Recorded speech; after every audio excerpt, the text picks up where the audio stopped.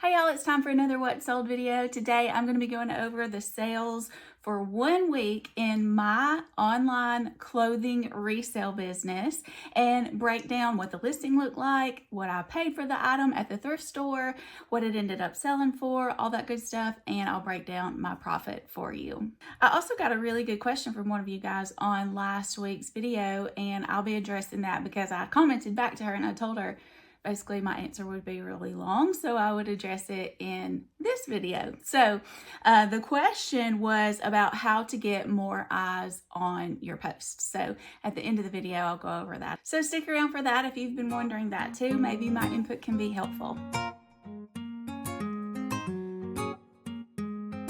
If you're new here, hi, I'm Jenny Shaneyfelt. I'm an online clothing reseller. Through a series of events in my life a few years back, I became a huge believer in creating multiple streams of income for yourself. So when my mom brought up reselling about 1.5 years ago for herself, I was just like, maybe I want to do that too. And since then, it has become my second biggest, I think my second biggest income source. And I love coming on here and sharing because when I first started, it was videos just like this, What Sold videos, that were the biggest help for me. If you've been watching for a while, you've heard me say that when I started, I was definitely fashion illiterate. All I care about in my clothes is that they're comfortable and that they don't show too much. So I could see the potential in a business like this, but for it to work for me, I knew I had a lot to learn. So I consumed lots of What Sold videos, and it helped me to know what to look out for when I was thrifting. So for me, how I run my business, I go to thrift stores, I find inexpensive but high quality items or items that are just in high demand, and I flip them on eBay and Poshmark for a profit. There's tons of ways you can do it, but that's the way that I like to do it. Okay, let's get into the sales for this week. All right, this one I titled American Bozzy. I don't know if I'm saying that right, but that's how I'm saying it. Women 1X, thick black denim distressed, long jean jacket, goth grunge. I paid $7 for it. $7 is higher than I usually spend for any item, but when I ran the comps in the store, I felt good about it. I listed this one for $33 and it didn't get a lot of interest. So when the seller counter offered me $28, I was super excited to accept that. I sold it for $27 and that gave me a profit after I looked at what did Poshmark take out, because this one sold on Poshmark, and then what did I actually pay for the item. That left me with a profit of $15.40. But then I also had to think about the fact that I also got that $7 back that I initially spent on it 195 days ago. So just some things that I look at when I'm running my numbers. Okay, next, this one sat for 375 days. It was a good brand. I thought it was super cute. Maybe this is not the style anymore, but I was really surprised that this one took so long to sell. I titled this one Knitted and Knotted at Anthropology, Women Medium, Fall, Lanka Tapestry Dress, Cottage Core. Now, I did relist this one and it sold a few days after I relisted it. So, I don't have relisting worked into my everyday routine, but sometimes I do relist a wad of them in the morning. I try to do it a couple times a week to where I relist a little bunch of them that have been listed for a while, and I have found it to be very beneficial to do that. I paid $4.15 for this one.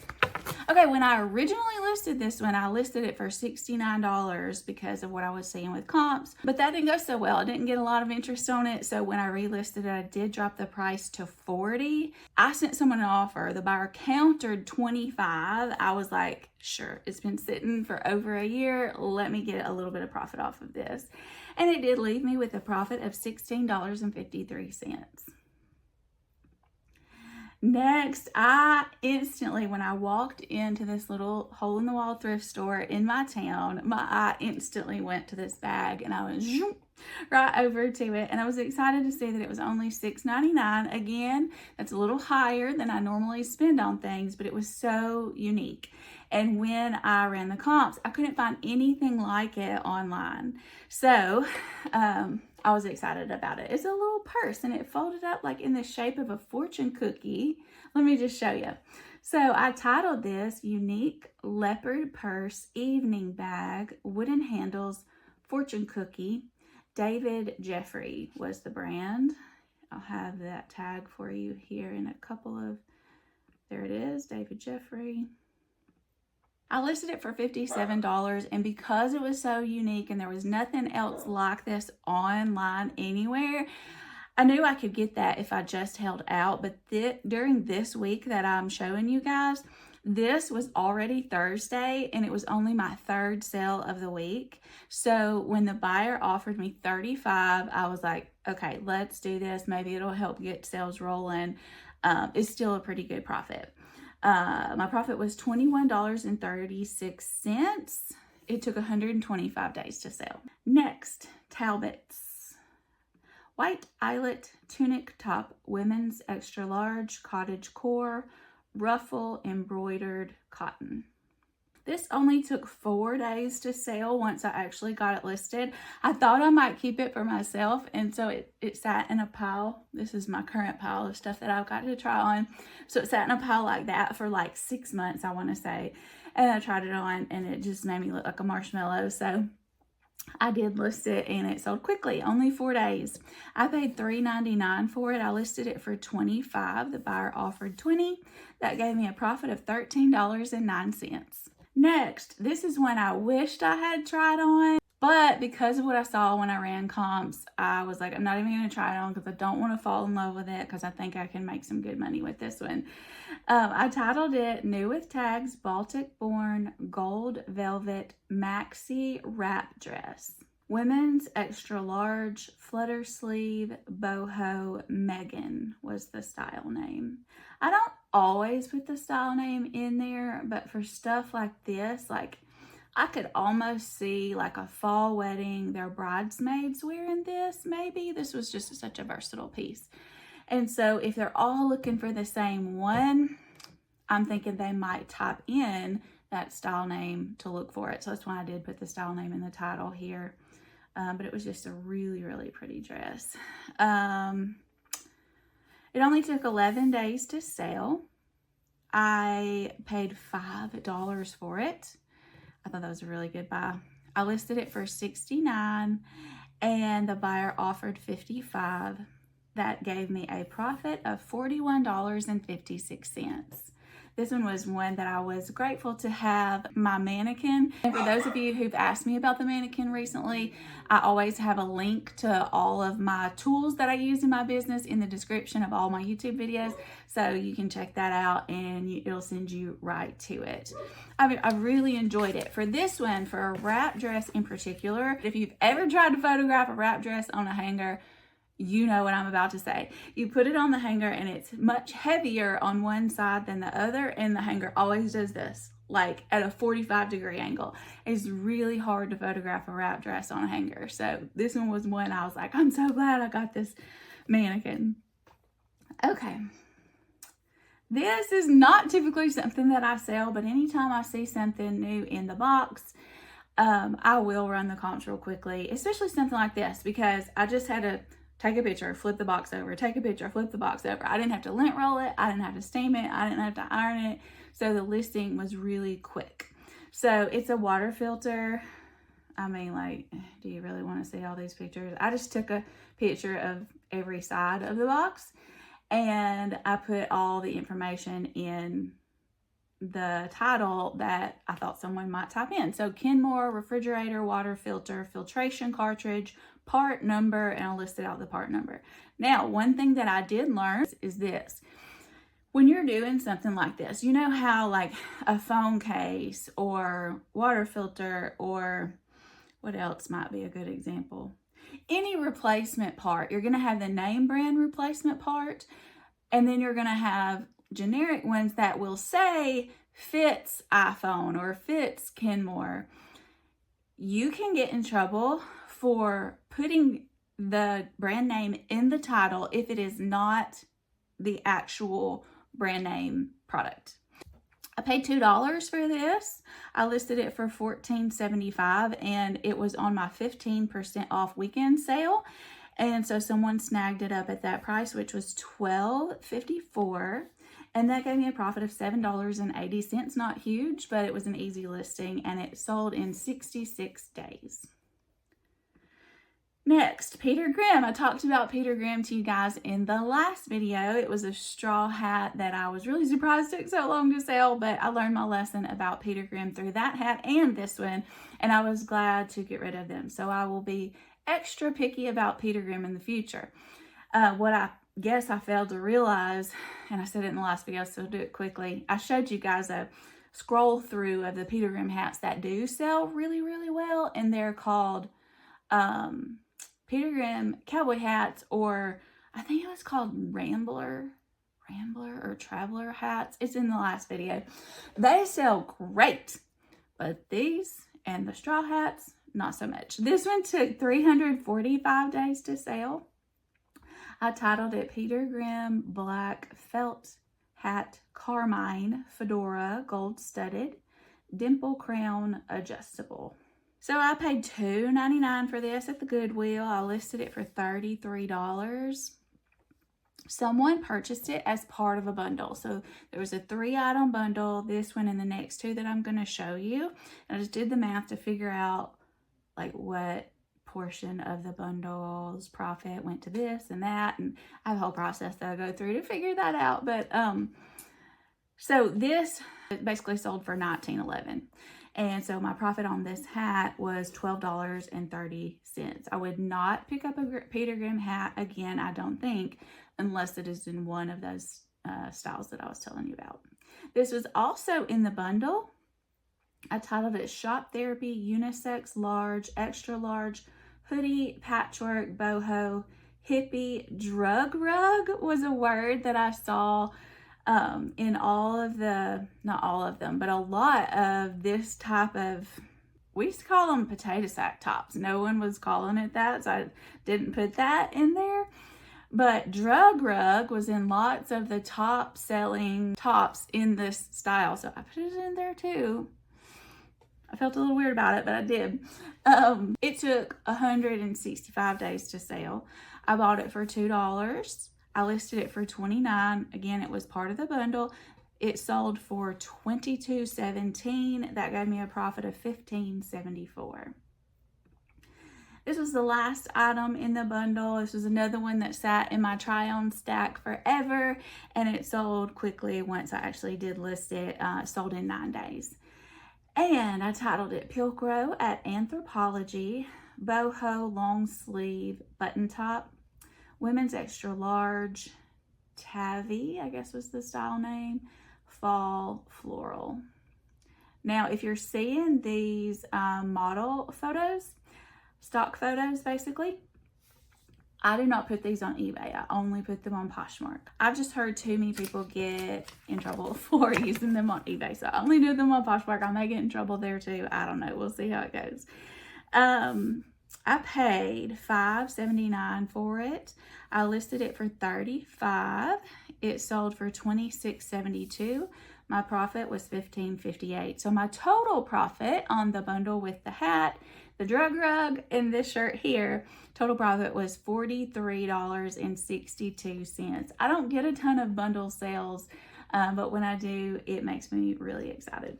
Next, back over to eBay. So I remember flipping through, like I'm on my phone, flipping through the racks and seeing these two right next to each other. If I didn't see two together so that I could bundle them, this is probably not something that I would have picked up. But I did like the fact that I could bundle these. And they were Pima Cotton, J. Jill, so it did have a couple qualities going for it. J. Jill's not like a huge brand, but like they have good quality basics. So I titled it Bundle of Two, J. Jill, Women's Petite, Extra Large. And look, they were $34 initially a piece. Pima cotton tank top, rounded v-neck, green, and then I guess I probably would have put peach or something in there. I guess that's the other color, but I ran out of room. So total, I paid $4.30 for both of them. I listed this bundle for $35. I sent someone an offer. The buyer countered for $22. I had not had a huge amount of interest in them, so I did go ahead and accept. That gave me a profit of $13.27 in 150 days. All right, last, I titled it Love Stitch, Women Small, Medium. Cocoon, that's like the style of dress where it's like narrower at the top and the bottom and like more fabric in the middle. Floral maxi dress, pockets, strappy, flowy, feminine blue. And I didn't take the greatest pictures on here. Anyways, it still did good. I paid $1.24 for the dress. I listed it for $29 and it sold at full price. That's my only full price sale of this whole week. That gave me a total profit on that dress of $21.96. All right, let's see. Should I go over the breakdown of my total profits first, or should I answer Anita's question? I think I'll answer Anita's question. So thank you, Anita, for your question on the last video. And you guys, if you ever have any questions whatsoever, you're always welcome to leave a comment and I'll answer you back. If it's just a short answer, I'll answer you on the comment. And if it's a longer one, then it gives me great content material to put in my videos. So I'm grateful for that. So let me pull up Anita's question. She said, how do you get more people to see your eBay items?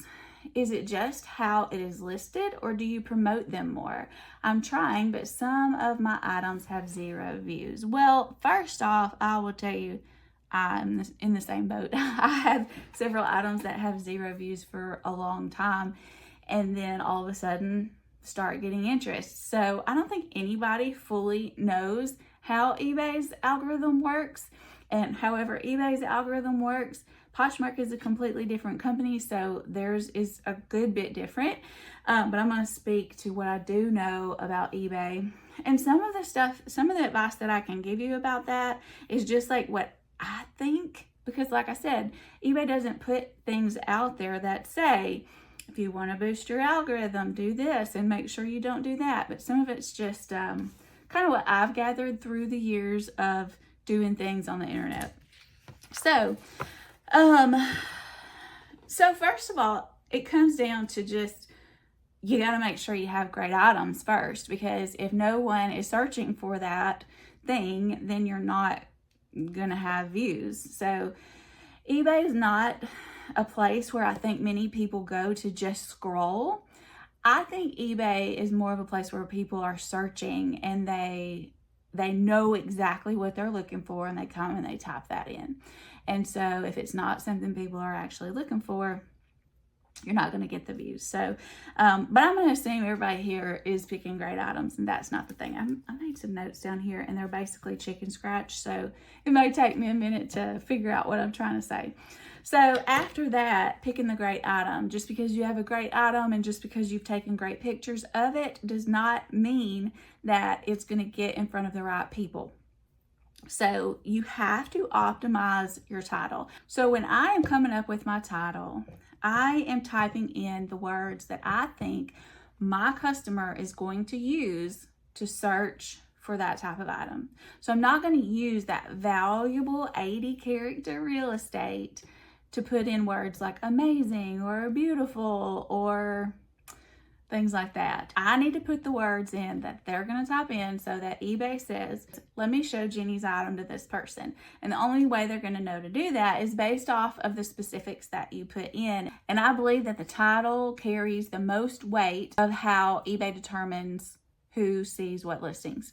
The next point that I have written down here of how to get more eyes on your stuff is to make sure that you have good photos. So you could have the perfectly optimized title for the perfect item, and if someone doesn't click on it, then you can't sell it, right? So Take time with your photos. Make sure they don't have hair all over them if they're a black item, because I think people zoom in on it, and if they see that, then they're not gonna want your cat hair.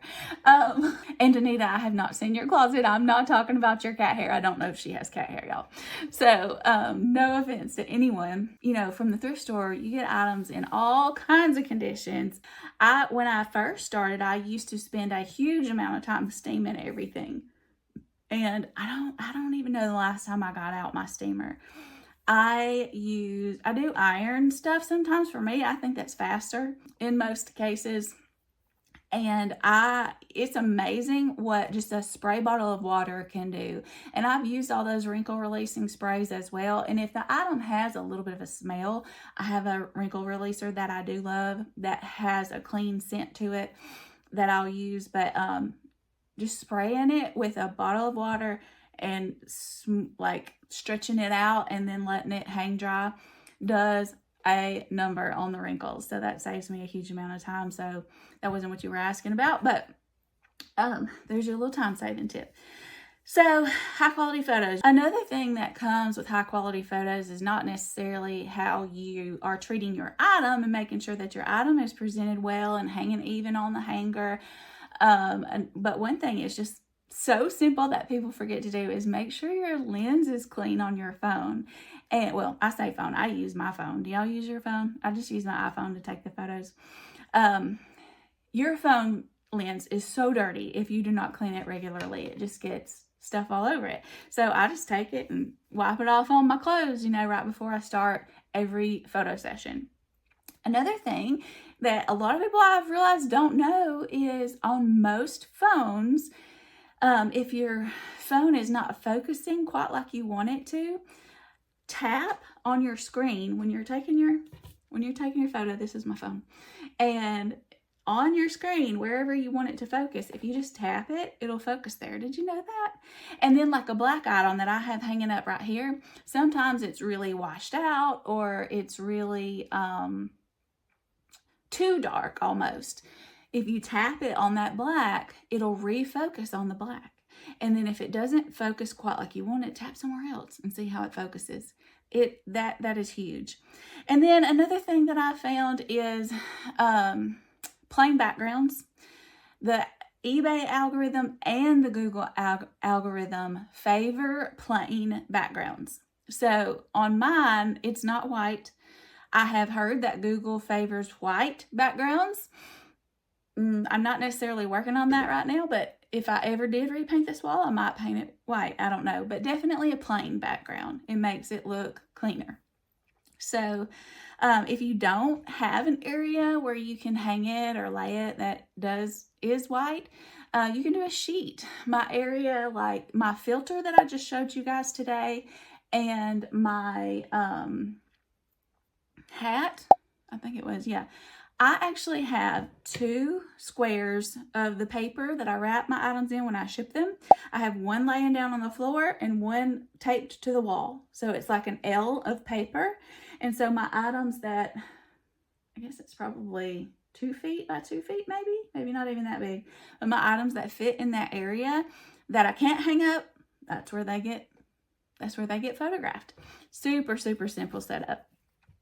So that's my tips for some high quality photos. And I know you didn't ask for all these tips, but I couldn't pick out like one way to get more eyes on your stuff without mentioning these other things, because I can say you need to do this within your listing, but you can do those things within your listing all day long. And if you don't have these things in line, it's not going to matter that you take all that time with your listing, but I'll get into those too. So let's get into those now. So, since I am detailed to a fault sometimes, like when I'm trying to tell a story to someone in person, a lot of times I lose their interest just because I'm so detailed and it takes me so long to tell a story, because I believe that every detail adds to the story, and I believe every detail adds to the listing. And it took me a long time to do a listing in the beginning, but I was like, they wouldn't put all these categories here if it didn't matter. So the more you list, the faster you will get at it. But I do go through all of those item specifics that they have to fill those out if I can. Now, I don't have any listing that has every single one of those items filled out because some of them just don't pertain to what I'm doing. But they use those things to narrow down who gets to see what listing. So if I click the short sleeve, or I click long sleeve, and then I click balloon sleeve, I don't have to put those things in my title necessarily because I've told eBay in another way. So I can use my title for other things. Sometimes they still go in both places. But if you notice when you're listing, but beside each category or drop down arrow or whatever, it will tell you how many people have used that specific item specific to search in the last little bit. I think it might be 90 days. I'm not sure. So every time that you use item specifics, it increases the chances of your item getting seen. Now that may mean that I only list 5 things a day, which if I list 5 things in a day, I can consider myself done. I've gone through times where I was like, I'm going to try to do 10 a day, and that nearly killed me. I can't do that. My goal is 5 a day, and like today I haven't listed any because it's video day. Did I list any? I think I only listed 3 yesterday. But I do use all those specifics, even though it does take me longer to list. I think it matters. In your description, I think there's a lot of people who don't even read those descriptions, but people like me who are very detailed appreciate it when you take the time to do that. I use listing templates, and that cuts down on my time. I already have I just spit. Did y'all see that? I hope not. How embarrassing. I think I have a video on using listing templates. I know I do. Let me make myself a note. Link, listing, template, video. I'll put it in the description. So if you don't know how to use those, that'll cut down on time. So I've got 4 more things on how to get more eyes on your posts. I mean, not your posts, on your listings. So hang with me. Hopefully something you can take away for your business. So running comps, I think, falls into this. If you know what your item has sold for in the last 90 days, that can help you to know how high you can list it for. But then also I look at the item that I have, in the color that I have, in the size that I have, how many others are listed exactly like it. Because if there's 10 of them listed and they're all listed at $30 and I list mine at $35, and they're all good, quality listings that people feel comfortable buying from that person, those 10 are going to have to sell before anybody in their right mind would pay $5 more.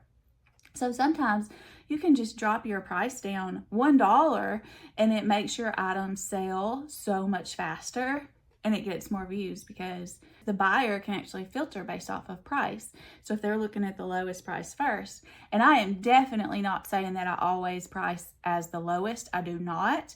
If I look and all of the competition has crappy listings with crappy photos and very little information listed, I know that the quality of my listing, not even that my item is higher quality, but the quality of my listing is going to win some shoppers over, not just based off of price. So I'm not saying that I always price the lowest at all, but I do think that getting a competitive price with competitive shipping is going to get more eyes on your items. And competitive shipping, what I do, I don't ever want to lose money on shipping. I do not do free shipping. I do calculated shipping. I don't have a video on that, but I need to make one. Do you guys use calculated shipping or flat rate shipping or what? And I find that by doing calculated shipping, it always gives me a pretty reasonable shipping price. And I don't lose money on shipping. All right, I do promote. I was doing this for probably a year, if I'm remembering correctly, maybe not quite a year. I think it was before I ever promoted anything. And I made good money. So you don't have to promote.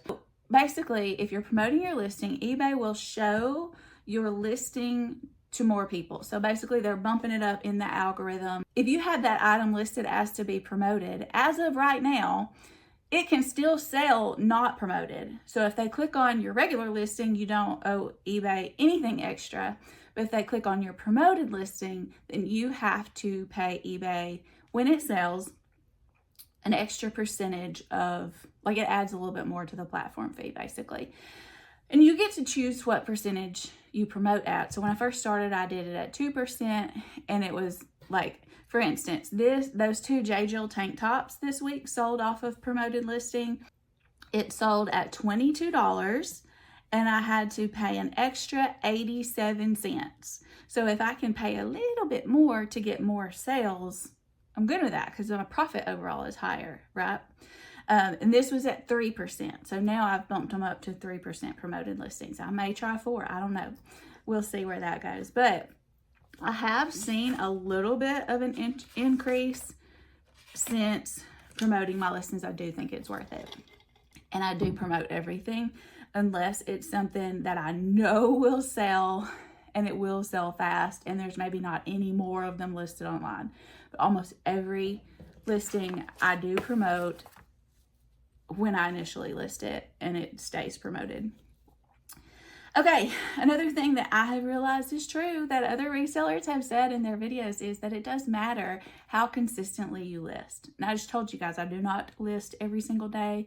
I don't list the same number every single day. Right now, my life just does not allow for that. So, and I'm fine with that. I have a little checkoff sheet where it's got a bunch of squares on it. I've shown you this before. If y'all need to see it again, let me know. I should have had that in here so I could show you. But it's got a bunch of tiny little squares, and I write in each square, like today is the 15th. If I list 5 items, I'll write 15 in 5 of those squares because I think it's important to track what you're doing. And I can see at a glance how much I have listed for the month. I print off a new sheet every single month, and it just kind of helps me to know where I am for the month and stay on track. I have found that when I list regularly, it seems to affect my algorithm positively. And when we went on vacation and there were several days in a row, 5, maybe 7 days that I didn't get to list, my sales went down drastically. And I shared that with you guys and told you that before the next vacation, I definitely want to build up some sort of a draft bank where I can get a listing or 2 up at least each day. I haven't built that at all. I've tried, but it keeps dwindling back down because I keep using them. So if you guys have any tips for that, I am all ears about how to effectively build your draft bank and not keep using them. I keep using them. And then lastly, like, it totally helps to build your algorithm when eBay can tell that you are responding to your questions that your potential customers may send you, that you respond back to them in a timely manner. They just want to know that you're active and there to help the customer. So why wouldn't they look at that and take that into account in your algorithm? And responding to like return requests, which that leads me to another point. I do think that some shoppers, especially for clothes, are not going to buy something if they can't return it, if it doesn't fit. For the beginning of my business, for the whole first year or longer, I did not accept returns. And that's just a decision you have to make. I'm not saying that you're not going to get views, you're not going to get sales if you don't accept returns, but it has increased my sales tremendously by allowing for returns. And I don't get a whole lot of returns. I try to be as specific as I can so they know exactly what they're getting. I disclose all flaws. I put the measurements in my description. And my returns are low, but it has drastically increased my sales. That's all that I could think of when I was making my notes for how to answer you, Anita. I hope that that's helpful. I hope that's what you're looking for. If you guys have any specific questions at all, pop them down below.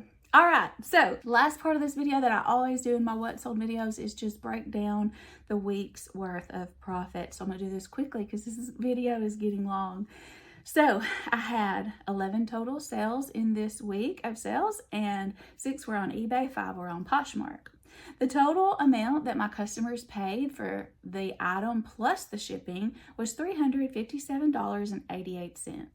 The platform fees that I paid to eBay and Poshmark were $55.76. The price that I paid to ship these items was $62.08. That brought my earnings, so the amount deposited back into my checking account was $240.04. But if I want to look at what was my actual profit, I then have to take out the cost of these items that I initially paid when I bought them in the thrift store. So this week's profit, not my best, but I was still thankful to have it. My profit for this week, $194.59. I'll see you guys next time. And next time y'all get to hear about my first negative review, how I handled it, and my thoughts on that. I'll see you guys next time.